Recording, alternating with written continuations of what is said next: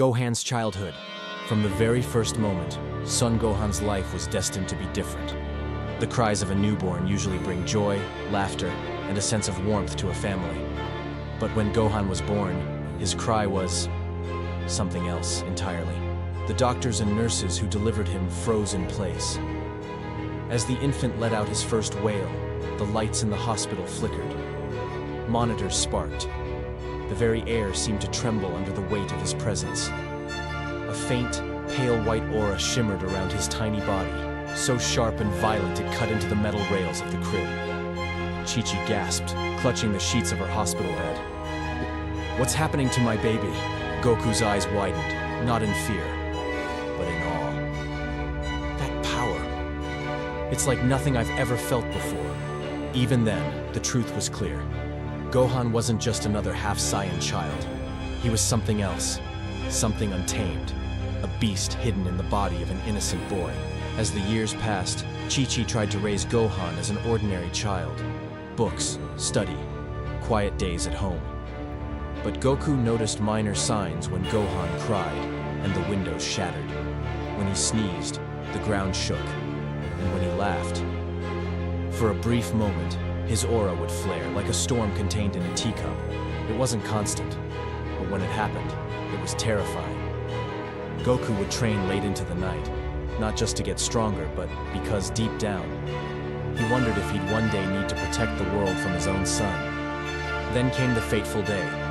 Raditz arrived on Earth, his power dwarfing everything Goku and his friends had ever faced. The confrontation played out as history intended. Raditz revealed Goku's Saiyan heritage, demanded he join him, and ultimately kidnapped Gohan, locking him inside his space pod. But this time, history split. Inside that pod, little Gohan wasn't afraid.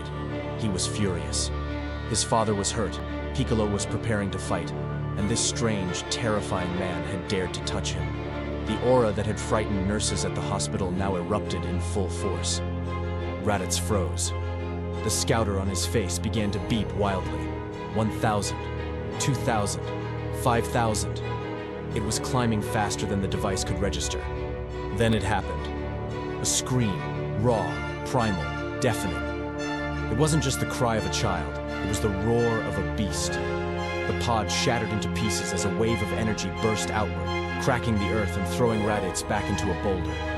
"Impossible!" Raditz coughed, his armor scorched. "This child, this infant!"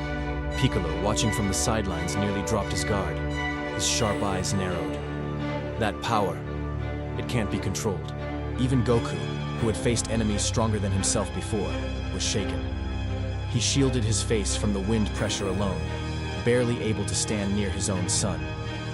"Gohan, what's happening to you?"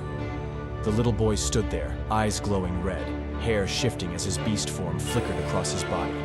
He didn't fully transform, he was too young, but the sheer taste of that power was enough to terrify Raditz. For the first time, the older brother of Kakarot felt fear.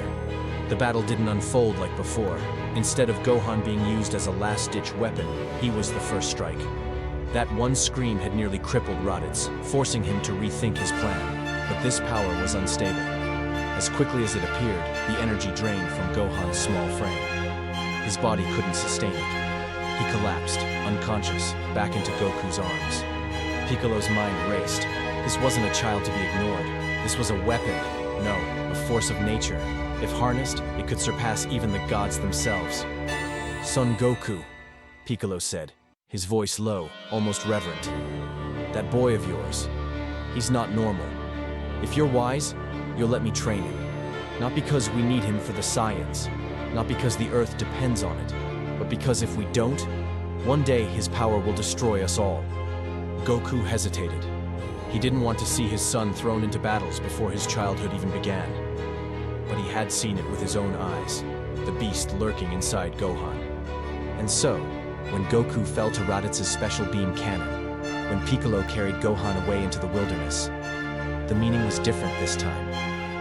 In the original story, Piccolo took Gohan out of necessity to prepare for the coming Saiyans. But now Piccolo took him out of fear. Fear of the monster that had revealed itself that day. Fear and curiosity. That moment would define Gohan's childhood. No longer just the timid son of Goku, no longer just a boy with hidden potential waiting to be awakened. He was born with the beast already inside, and the world had only just begun to feel its roar. If you would like to see more videos like this, please hit the like and subscribe buttons below, and share your new ideas in the comments section.